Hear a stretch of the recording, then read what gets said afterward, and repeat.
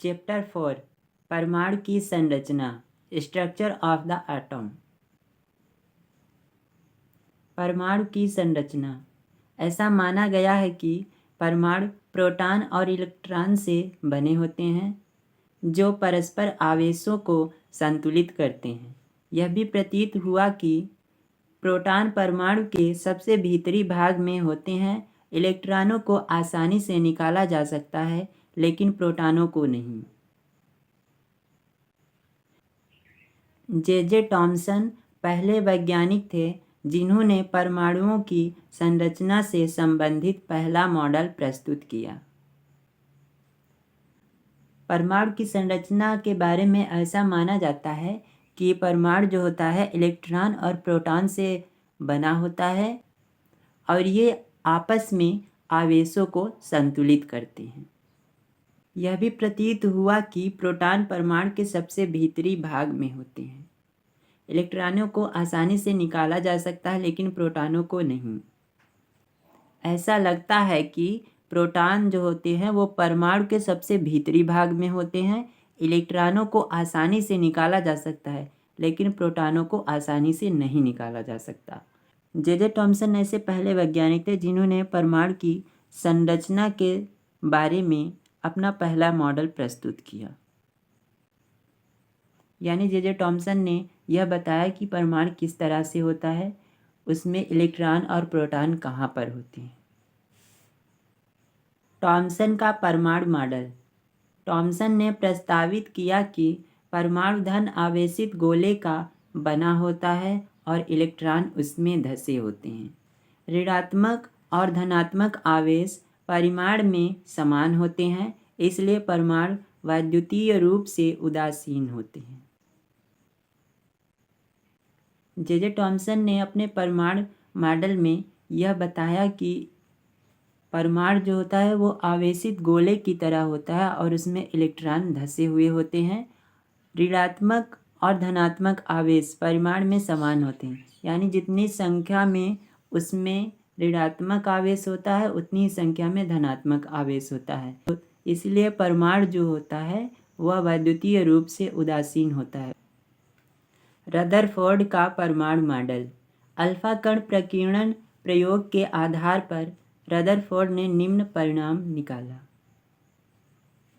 परमाणु के भीतर का अधिकतर भाग खाली है क्योंकि अधिकतर अल्फा कण बिना विक्षेपित हुए सोने की पन्नी से बाहर निकल जाते हैं। बहुत कम कण अपने मार्ग से विक्षेपित होते हैं, जिससे यह ज्ञात होता है कि परमाणु में धनावेशित भाग बहुत कम है। रदरफोर्ड ने अल्फा कण प्रकीर्णन का एक प्रयोग किया था और अपने प्रयोग के द्वारा जो उन्होंने प्रेक्षण किया उससे यह बताया कि परमाणु के अंदर का जो भाग होता है वो ज़्यादातर खाली होता है क्योंकि जो अल्फा कण थे वो बिना विक्षेपित हुए सोने की पन्नी से बाहर निकल गए थे। सोने की पन्नी से बाहर निकल गए थे। बहुत कम अल्फा कण अपने मार्ग से विक्षेपित होते हैं। इससे ज्ञात होता है कि परमाणु में धनावेशित भाग बहुत कम है। बहुत कम अल्फा कण 180 डिग्री पर विक्षेपित हुए थे, जिससे यह संकेत मिलता है कि सोने के परमाणु का पूर्ण धनावेशित भाग और द्रव्यमान के भीतर बहुत कम आयतन में सीमित है।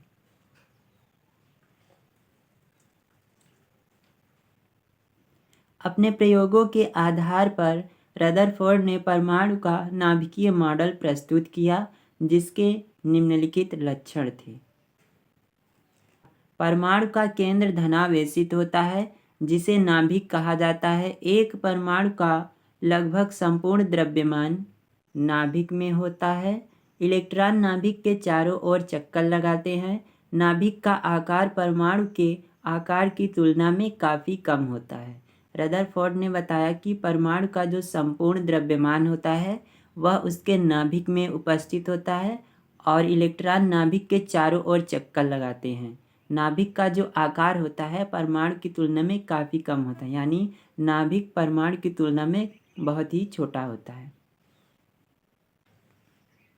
बोर का परमाणविक मॉडल। नील्स बोर ने परमाणु की संरचना के बारे में निम्नलिखित अवधारणाएं प्रस्तुत की। इलेक्ट्रॉन केवल कुछ निश्चित कक्षाओं में ही चक्कर लगा सकते हैं। जब इलेक्ट्रॉन कक्षा में चक्कर लगाते हैं तो उनकी ऊर्जा का विकिरण नहीं होता है।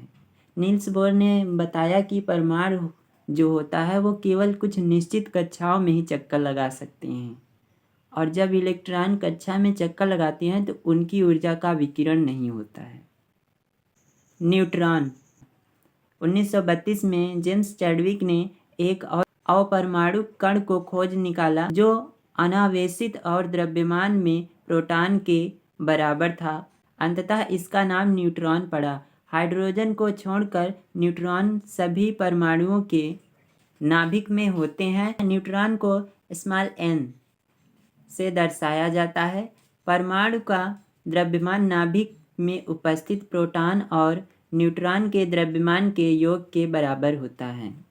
1932 ईस्वी में जेम्स चैडविक नाम के वैज्ञानिक थे जिन्होंने एक और कण की खोज की जिसे न्यूट्रॉन कहा गया, क्योंकि इस पर कोई आवेश नहीं था, ना तो धनावेश था ना ही ऋण आवेश।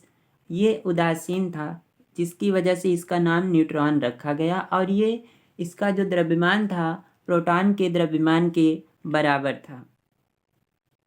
हाइड्रोजन परमाणु को छोड़कर बाकी जितने भी परमाणु होते हैं सभी के नाभिक में न्यूट्रॉन उपस्थित होता है। परमाणु का जो द्रव्यमान होता है वह नाभिक में उपस्थित प्रोटॉन और न्यूट्रॉन के द्रव्यमान के योग के बराबर होता है। यानी किसी परमाणु का द्रव्यमान ज्ञात करने के लिए उसमें उपस्थित न्यूट्रॉन और प्रोटॉन दोनों के द्रव्यमान का योग करना पड़ता है। कक्षा या ऊर्जा स्तर किसे कहते हैं? नाभिक के चारों ओर निश्चित ऊर्जा वाले वे कक्ष जिनमें इलेक्ट्रॉन घूमते रहते हैं कक्षा, कोश या ऊर्जा स्तर कहलाते हैं। कक्षा या ऊर्जा स्तर किसे कहते हैं? जहाँ पर इलेक्ट्रॉन चारों ओर चक्कर लगाते हैं उन्हें कक्षा या कोश या फिर ऊर्जा स्तर कहा जाता है। किसी कक्षा में इलेक्ट्रॉन की संख्या अधिकतम कितनी हो सकती है?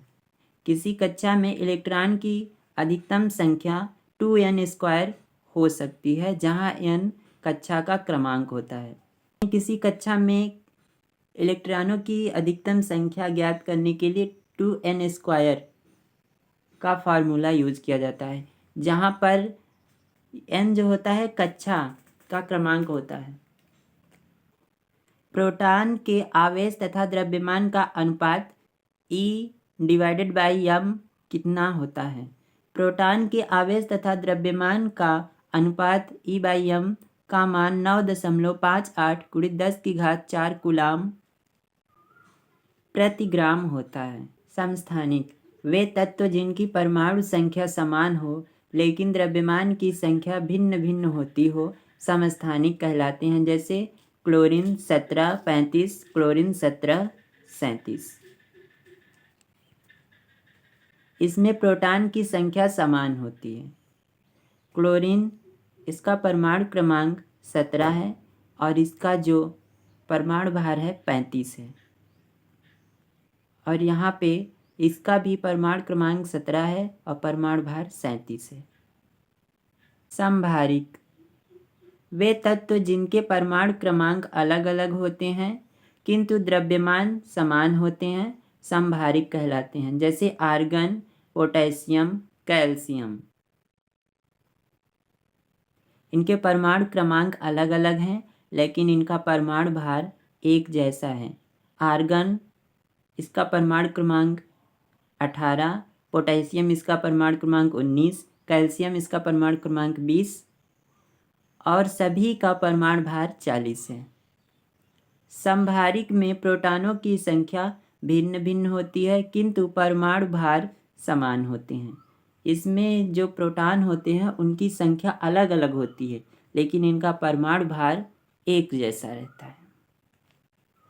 समस्थानिक और समभारिक में यही अंतर होता है कि समस्थानिक में परमाणु क्रमांक की संख्या समान होती है लेकिन द्रव्यमान की संख्या अलग अलग होती है, और इसी के विपरीत समभारिक होता है। इसमें परमाणु क्रमांक की संख्या अलग अलग होती है और द्रव्यमान की संख्या जो होती है वो एक जैसी रहती है।